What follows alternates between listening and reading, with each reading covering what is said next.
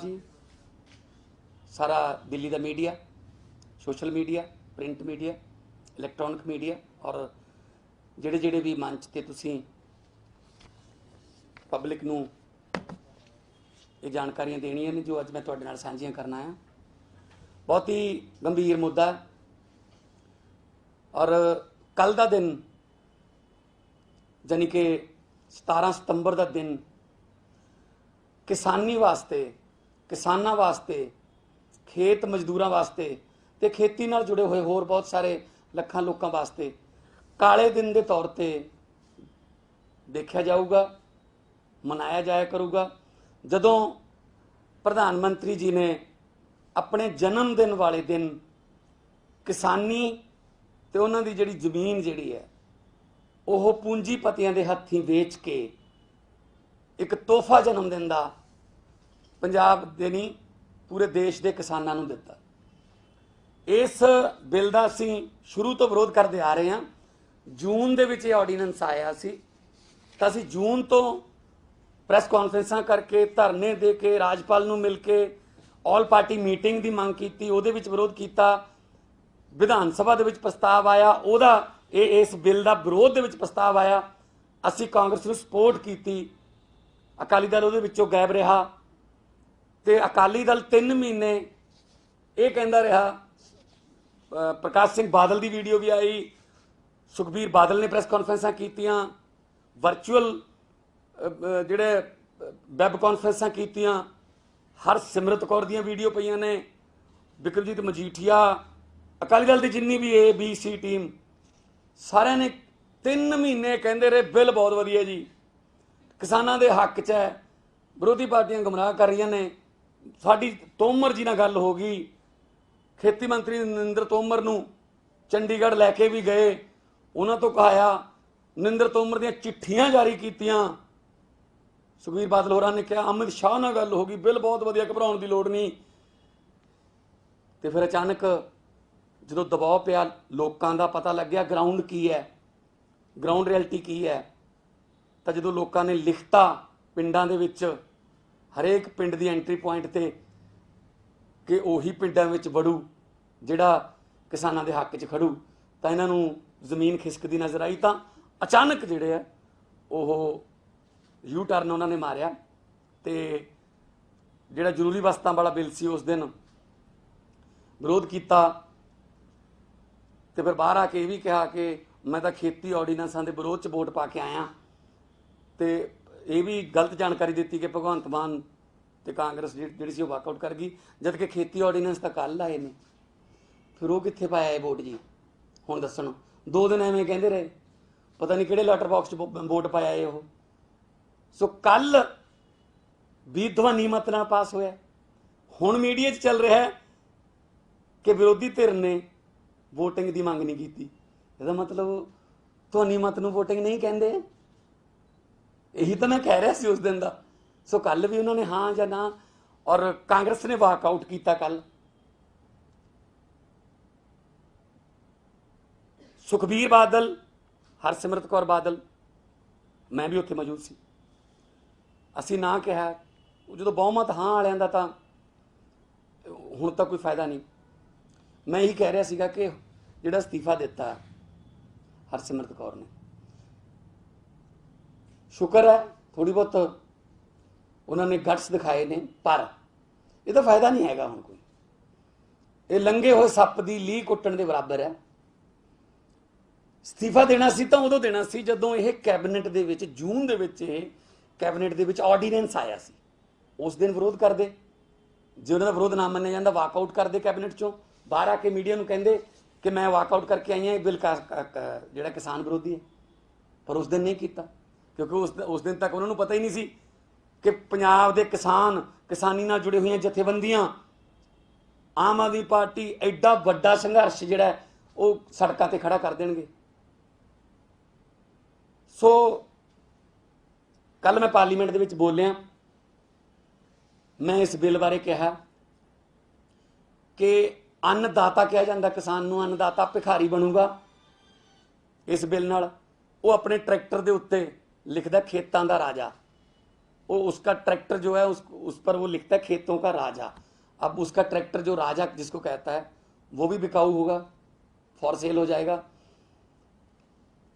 इस बिल नाल किसान की की हालत होनी है मैं दस देना। जो प्राइवेट प्लेयर आ गए किसानों दी जमीनां नाल उन्होंने किसानों नाल कर लिया एग्रीमेंट 21 साल के 31 साल के, तो आप देखते हैं जो जोड़े जानवरों वाले चैनल ने कि शेर जिहड़ा है वो मेहनत करके शिकार मारदा है, शिकार मार के हजे 5 मिनट भी नहीं होए होंदे उन्होंने 40 50 60 लकड़ बग्गे आ जाते हैं, वो आके शेर नूं भजा देंदे।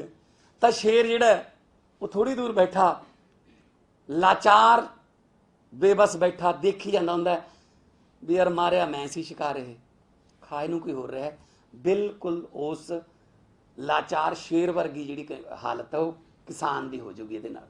जदों वो अपनी ही जमीन दे विचों बड़े बड़े पूंजीपतियां दे ट्रक जिहड़े ने वो कदे किसी फसल दे कदे किसी फसल दे भरदे जांदे देखूगा, तो आप ओहदा मालक ओहदा मालकाना हक ओहदा होगा पर वो मालक नहीं होगा। सो बहुत घातक ते बहुत पता नहीं किहड़ी जिद फड़ी हुई है बीजेपी सरकार ने। ऑर्डीनेंस खेती ऑर्डीनेंस क्यों बई वाए एडा किहड़ी एमरजेंसी आ गई कि ऑर्डीनेंस। मैं तो यह भी क्या गल कि पंजाब ते हरियाणा क्योंकि MSP हैगी इत्थे प्रोक्योरमेंट दा जिहड़ा इंफ्रास्ट्रक्चर बनिया होया है, तुसीं पंजाब हरियाणा नूं इचों छड्ड दिंदे एग्जाम्प्ट कर देंगे, बाकी देश के जो तुम कहने क्रांतिकारी बिल है इनू लागू कर लेंगे। जब बाकी देश के कामयाब हो जाता तो पंजाब ते हरियाणा ले लेंगे नाल, नहीं जिद ते अड़े हुए ने। ऑलरेडी ये कानून इन्होंने बिहार च लागू करके देखा तो बिहार के की हाल है। जोड़े बिहार ते यूपी तो जोड़े लेबर है जोड़े मजदूर है पंजाब दे विच हरियाणे च काम करन आउंदे ने उन्हां कोले भी जमीनां ने, कोई 4 एकड़ का मालक है कोई 5 एकड़ का मालक है, उन्होंने मजदूरी क्यों करनी पैंदी है क्योंकि उत्थे MSP है नहीं। तो पंजाब के किसान नाल भी यही होगा, हुण जमीनां खोलणगे बड़े बड़े क्लस्टर बनणगे गोडाउन बनणगे ते मंडियां खत्म, मंडीकरण बोर्ड खत्म पंजाब का 64,000 किलोमीटर के लगभग सड़कां मंडीकरण बोर्ड के उस मंडी फीस के रूप जो पैसा आता 3600-3700 करोड़ रुपया वो बनता। किसानों को सबसिडियां देनियां वो भी वो आउंदियां ने, कोई किसानों के खेती के संदां ते सबसिडी देनी है औजारां ते सबसिडी वो तो आउंदी है, वो सारा खत्म। आड़तीए खत्म, मुनीम खत्म, लखां की गिणती च पल्लेदार ट्रांसपोर्टर खत्म। कला ये किसानी नाल जुड़िया नहीं, किसानी दे नाल जिहड़े जुड़े हुए होर सहायक धंधे ने सारे खत्म हो जाने। बहुत विरोध किया, बड़ा रौला पाया पर नहीं मन्ने। ऑर्डीनेंस सानू बिल के रूप च लैके आउंदे। सो ये जिहड़े हुण मगरमच्छ दे अथरू बहाउंदे है, कांग्रेस भी उन्नी ही जिम्मेदार है इस बिल दे विच, क्योंकि हाई पावर कमेटी जिहड़ी मुख मंत्रियों की सी उहदे विच पंजाब दा मुख मंत्री शामिल सी, एक बारी मनप्रीत बादल तो एक बार कैप्टन अमरिंदर सिंह उस मीटिंग शामिल होए, उत्थे उन्होंने कोई विरोध नहीं किया। मंत्री ने मिनट्स जारी करते उस मीटिंग के, कहते हाँ ये बिल आना चाहिए, अंदर खाते तो बिल ते साइन करके आउंदे ने कि हाँ आना चाहिए, बाहर जाके कांग्रेस भी एक दिखावे का विरोध करती है, ऑर्डीनेंस के खिलाफ मता पास कर दिया विधान सभा च ते विप जारी कर दिया हुण किस विरोध च। सो कांग्रेस भी कैप्टन साहब भी उन्नी जिम्मेदार ने, क्योंकि कैप्टन साहब भी जी नब्ज़ है ना वो बीजेपी के हथ च ही है, वो बाह मरोड़ के काम कराउंदे हैं। एक भी इहो जिहा फैसला जिहड़ा पंजाब सरकार ने कहा होवे असीं लागू नहीं करते, जिहड़ा मर्जी फैसला करवाउणा होवे। आलूवालिया कमेटी की रिपोर्ट है कि जी राजपुरे वाला थर्मल प्लांट भी बेच दो, मतलब सारे जिहड़े सरकारी थर्मल प्लांट ने बेच दो, प्राइवेट में रख लो तो बिजली की सबसिडी खत्म कर दो। ये आलूवालिया कमेटी की रिपोर्ट है, मोंटे कालू वाली, उन्होंने भी कहते लागू करांगे, ये भी किसान विरोधी है।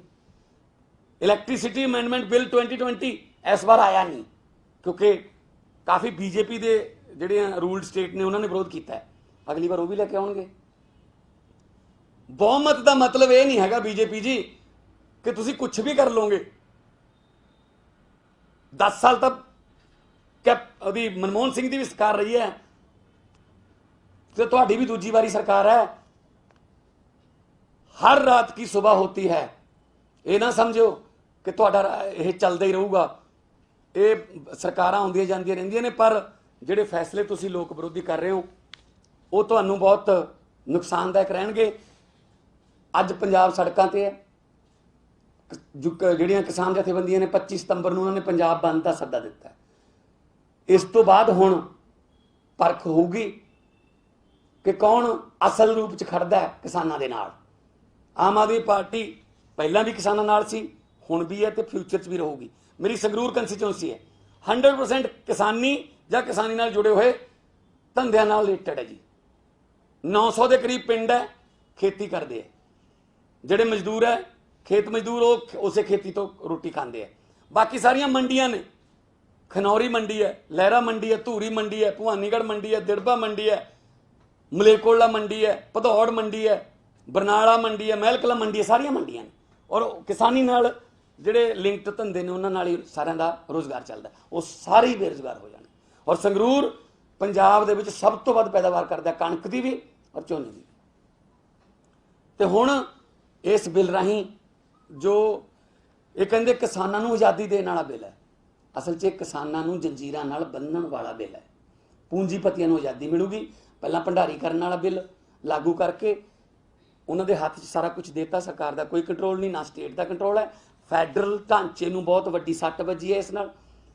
ਜਿਹੜੇ ਸਾਡੇ ਦੇਸ਼ ਦੇ ਸੂਬੇ ਨੇ GST ਨਾਲ ਪਹਿਲੇ ਉਹਨਾਂ ਦੇ ਹੱਥ 'ਚ ਠੂਠੇ ਫੜਾਤੇ ਕਿ ਤੁਸੀਂ ਸਾਨੂੰ ਟੈਕਸ ਇਕੱਠਾ ਕਰਕੇ ਦੇ ਦਿਆ ਕਰੋ, ਤੁਹਾਡੇ ਵਾਲਾ ਹਿੱਸਾ ਬਾਅਦ 'ਚ ਸਾਥੋਂ ਮੰਗੀ ਜਾਇਆ ਕਰੋ, ਤੇ ਉਹ ਮੁੱਕਰ ਗਏ।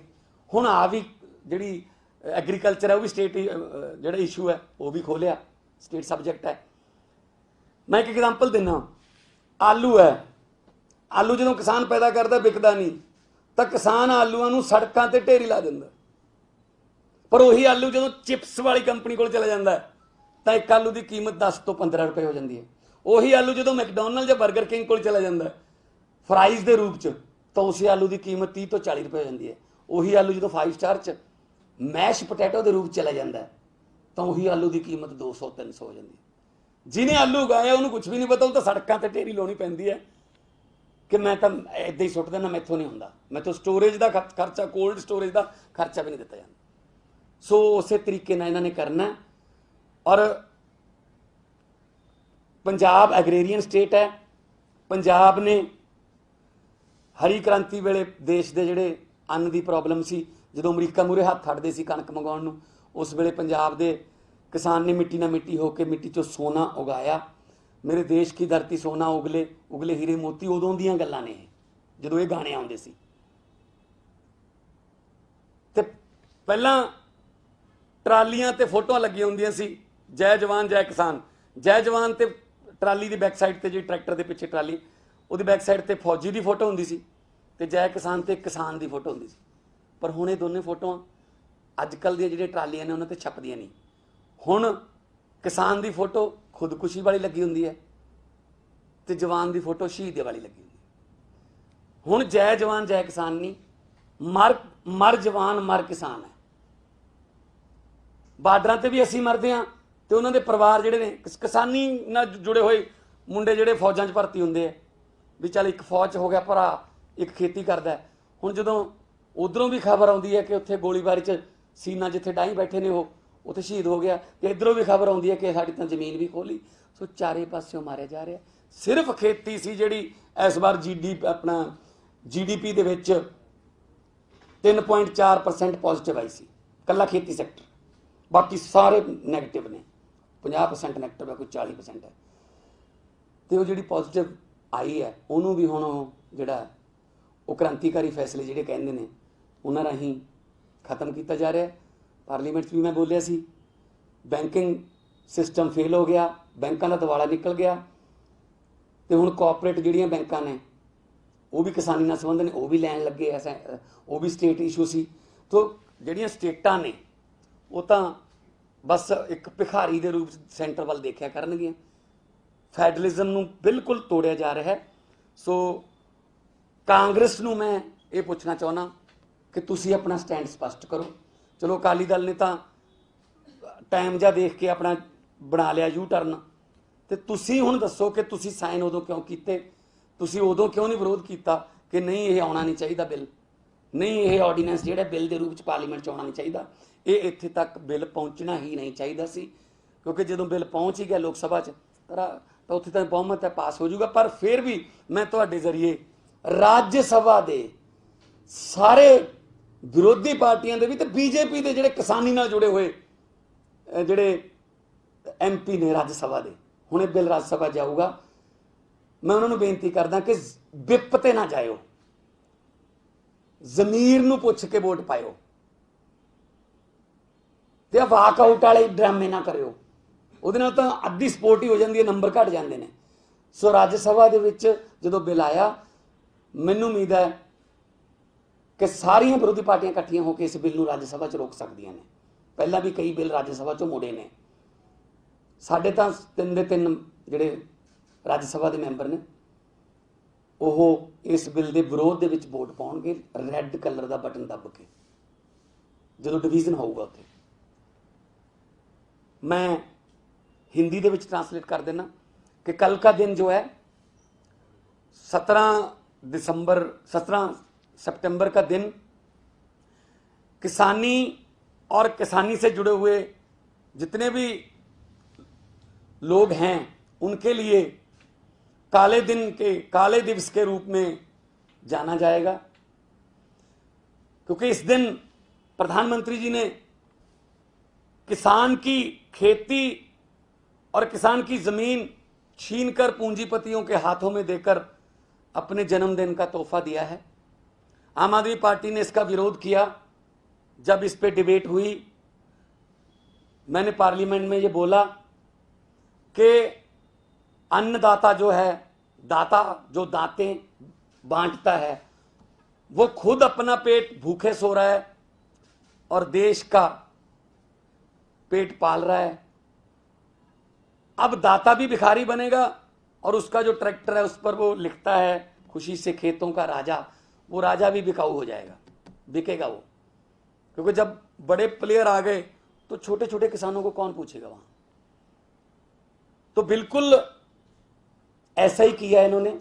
अब पंजाब हरियाणा में, यूपी में, छत्तीसगढ़ में लोग सड़कों पर हैं किसान, और यूपी में रुद्रपुर वगैरह, उधमपुर वगैरह, जो नैनीताल के पास का एरिया, जो जंगल था बहुत बड़ा, पंजाब के किसानों ने वहां जाकर जंगल को काट कर शेरों से लड़ाई हुई, शेरों ने हमले किए, कई किसान शेरों के हमले में मारे भी गए, लेकिन शेरों को भगाकर उस जंगल में मंगल कर दिया।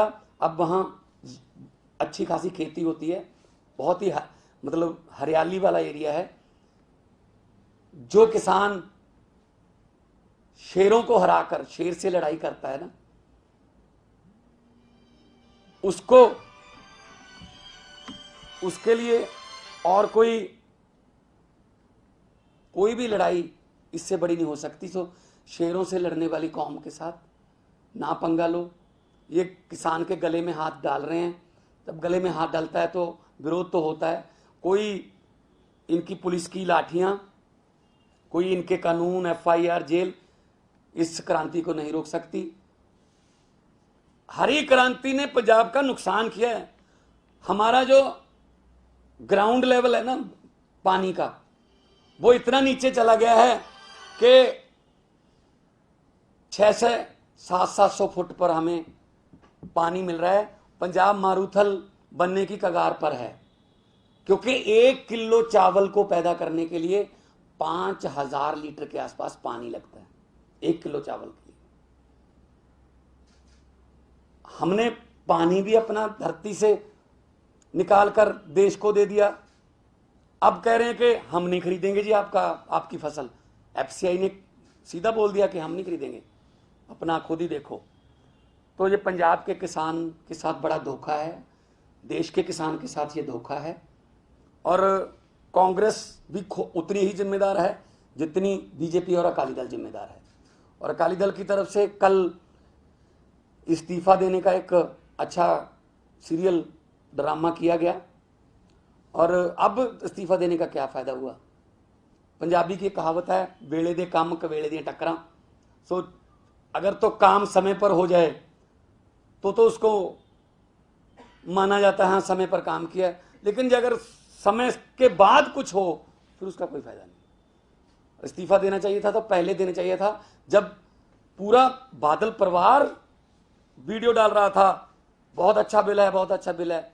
अपने पिताजी की भी 10-15 दिन की वीडियो की लाज नहीं रखी, वो भी कह रहे थे बहुत अच्छा बिल है। अब कह रहे जी हमें तो बिल पढ़ाया ही नहीं गया, हमसे तो पूछा ही नहीं गया। और बीजेपी अकाली दल के साथ कितना अच्छा संबंध चाहती थी, इस बात का सबूत ये है कि आधी रात को राष्ट्रपति जी को जगाकर वो इस्तीफा मंजूर कराया गया। उनको पता था कहीं कल तक यू टर्न ना मार जाए, क्योंकि यू टर्न के लिए मशहूर है, अकाली दल यू है ये। अब दूसरी तरफ कांग्रेस है, वो मुख्यमंत्रियों की बैठक में सहमति देते हैं ये ऑर्डिनेंस आना चाहिए और बाहर जाके विरोध करते हैं। ऐसे ही अकाली दल करता है। एनआरसी के खिलाफ पंजाब में बोलते हैं और एनआरसी के पक्ष में संसद में वोट करते हैं। जमीन अधिग्रहण बिल पे एनआरसी की अपना जमीन अधिग्रहण के बिल पर संसद में पक्ष में वोट, पंजाब जाकर उसका विरोध। ये अब नहीं चलेगा, अब सूचनाओं का दौर है, जमाना सूचनाओं का है, सब कुछ रिकॉर्ड होता है। तो इसलिए कांग्रेस से मैं स्टैंड स्पष्ट करना मांगता हूं कि आप लोग भी उतने ही जिम्मेदार हो। और 10 साल अकाली दल बीजेपी का राज था, तब किसानों की खुदकुशियां चल रही थी। कांग्रेस ने अपने मैनिफेस्टो में वादा किया सारा कर्जा माफ कर देंगे, घर घर नौकरी दे देंगे, ये कर देंगे, वो कर देंगे, कुछ नहीं हुआ। अब भी खुदकुशियां वैसी चल रही हैं। तो ये दोनों मिलकर लूट रहे हैं।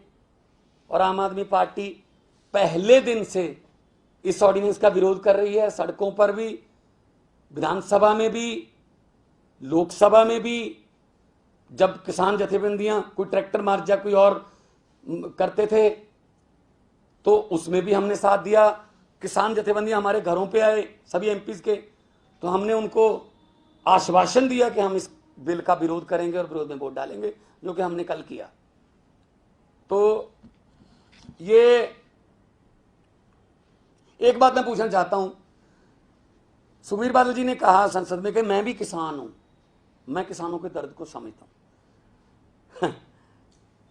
मुझे ये बता दें सुखबीर बादल जी कि खेती करने के बाद, खेती आप कह रहे हो हम किसान हैं, खेती से इतना फायदा होता है कि 1000 से ज्यादा बसें कैसे बन जाती हैं। खेती से इतना फायदा होता है कि 5 स्टार होटल भी बन जाते हैं। खेती से इतना फायदा कैसे हो जाता है कि आपका ऑर्बिट एविएशन नाम का हेलीकॉप्टर की कंपनी भी है। भाई देश के किसानों को भी बता दो भी खेती से हम ये भी कर सकते हैं, कुछ फायदा हो जाए किसानों का। कब की इन्होंने खेती? तो इसलिए मैं ये कहना चाहता हूं ये सब ड्रामे हैं, अपनी खिसकती हुई जमीन को बचा रहे हैं दोनों पार्टियां, कांग्रेस और अकाली दल। और बीजेपी पहले से इनसे नाराज थी, अकाली दल से, क्योंकि इनके बड़े बड़े नेताओं को वहां से हरा कर बेचते हैं लोग। वो कहते हैं यार इनकी वजह से वोट नहीं डलते। तो वो तो मेरे ख्याल में खुशी मनाई होगी बीजेपी वालों ने। तो पंजाब में तो मुझे पता चला कई जगह पटाखे भी चलाए हैं बीजेपी वालों ने कि शुक्र है हमारा छुटकारा हो गया इनसे। तो और अभी तक ये कह रहे हैं कि हम एनडीए के साथ हैं, लेकिन इस्तीफा दे दिया। तो अब ये प्रेशर भी है कि भी एनडीए के साथ हो जाए। अगर साथ हैं इस्तीफा दे दिया, इसका क्या मतलब है फिर? तो ये तो मतलब अपना मुंह बचाने की कवायद है। सो आम आदमी पार्टी जबरदस्त विरोध करेगी राज्यसभा में भी। मैं आपके जरिए राज्यसभा के सभी सांसदों को, चाहे वो विपक्ष के हैं चाहे वो बीजेपी के हैं, उनको मैं अपील करूंगा कि अपनी जमीर से पूछकर वोट देना, क्योंकि हर सांसद के पास 9 एमएलए हैं और एमएलए गांव से चुनकर आते हैं। और पहाड़ी एरिया में तो 15-15, 20-20 एमएलए कंस्टिट्यूंसी हैं। पंजाब में हर एमपी जो है 9 एमएलए कंस्टिट्यूंसी से उसको लड़ना पड़ता है। तो अपनी जमीर को देखकर आप अगर वोट करोगे तो राज्यसभा में ये बिल रुक सकता है, इसको वापस किया जाए, सरकार वापस ले इसको। पूरे देश का किसान जो है, अरविंद केजरीवाल जी ने भी ट्वीट किया है, सड़कों पर है। मतलब समझ नहीं आती, सिर्फ यही इंटेलिजेंट है बस, बाकी सब मतलब पागल हैं, जो इतने दिनों से अपने बच्चों को लेकर, अपनी पत्नियों को लेकर सड़कों पर बैठे भूखे मर रहे हैं कोरोना के दौर में। बस सिर्फ यही कह रहे हैं क्रांति आ जाएगी, क्रांति आ जाएगी। मतलब ऐसा लगता है जैसे मतलब हर योजना अभी मतलब बन रही है, पहले तो कुछ चल नहीं रहा था। ये तो मुझे तो ये भी डर है, ये भी कह सकते हैं चापलूसी के इस दौर में कि जवाहरलाल नेहरू के समय सूरज जो था 5:30 बजे छुपता था, लेकिन मोदी जी ने कहा 130 करोड़ लोगों को मैं 2 घंटे और धूप दूंगा, अब 7:30 बजे छुपता है। वो कैसे छुपता है? और पहले उगता है, सूरज उदय भी पहले होता है, दीनदयाल उपाध्याय सूर्य उदय योजना, ये भी कह सकते हैं। ये मतलब इनको ये जुमलेबाजी में माहर हैं, इनको महारत हासिल है उसमें। तो ये भी एक और जुमला है कि किसानों की ज़िंदगी में कोई बदलाव आएगा। ये किसानों का जो खेती करने का अधिकार है वो छीन रहे हैं। तो मैं आपसे आग्रह करता हूं कि आम आदमी पार्टी, एक बार फिर कहता हूं, लोकसभा में विरोध किया और राज्यसभा में करेंगे, और इस बिल के लिए आगे तक कोई भी लड़ाई लड़नी पड़ी, कानूनी लड़ाई भी लड़नी पड़ी तो लड़ेंगे। जी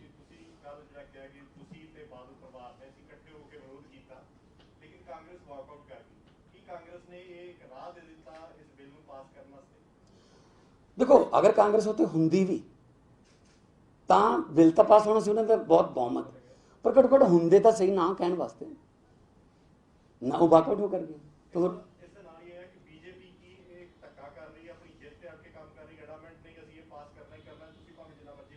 ਬਿਲਕੁਲ ਅਸੀਂ ਇਕੱਲੇ ਨਹੀਂ ਰੌਲਾ ਪਾ ਰਹੇ, ਸੜਕਾਂ ਤੇ ਲੋਕ ਨੇ। ਤੁਸੀਂ ਦੇਖ ਸਕਦੇ ਹੋ ਕੁਰੂਕਸ਼ੇਤਰ ਪਿਪਲੀ ਦੇ ਵਿੱਚ ਕਿੱਡਾ ਵੱਡਾ ਪ੍ਰਦਰਸ਼ਨ ਕਿਸਾਨਾਂ ਦਾ ਹੋਇਆ, ਲਾਠੀ ਚਾਰਜ ਹੋਇਆ ਕਰੋਨਾ ਦੇ ਦੌਰ 'ਚ, ਜਿੱਥੇ सोशल डिस्टेंसिंग की गल होंदी है, उत्थे कहंदे सी कोरोना तो सानू घट खतरा है, आ बिलों तो सानू ज़्यादा खतरा है। इस करके बीजेपी की जिद है कि पूंजीपतियों को कोरोना दौर जिहड़ा है उहदे विच असीं ऑर्डीनेंस लिया के असीं पूंजीपतियों को खेती फड़ा देनी है। खेती वो एक रहिंदी सी जिहदा प्राइवेटेशन नहीं होया सी, वो करती। ठीक है जी, धन्यवाद। हाँ हाँ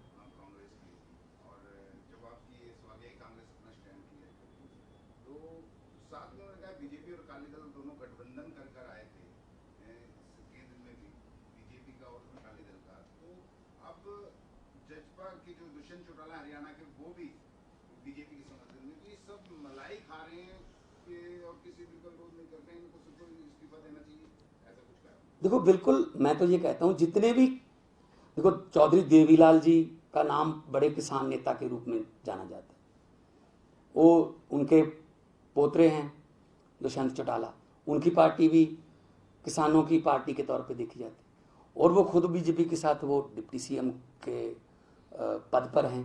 किसानों ने उनके घर पे लिखा था बाहर पोस्टर चिपका कर कि जब लोगों के साथ हो जाओ या सरकार के साथ, तो उन्होंने कहा बिल बहुत अच्छा है। तो मतलब सिर्फ अपनी कोई ना कोई इनकी कमज़ोरी भी रहती होगी, शायद तिहाड़ जेल की धमकी दे दी होगी दोबारा से, इधर ड्रग्स वाली धमकी दे दी होगी, या फिर ड्रग्स का मामला निकल के आएगा, तो कोई ना कोई तो इनके पास फाइल रहती है, उसको काम जब कोई जिद करता है तो ऐसे फाइल दिखा के बंद कर लेते हैं। तो कोई ना कोई कमी रही होगी ना।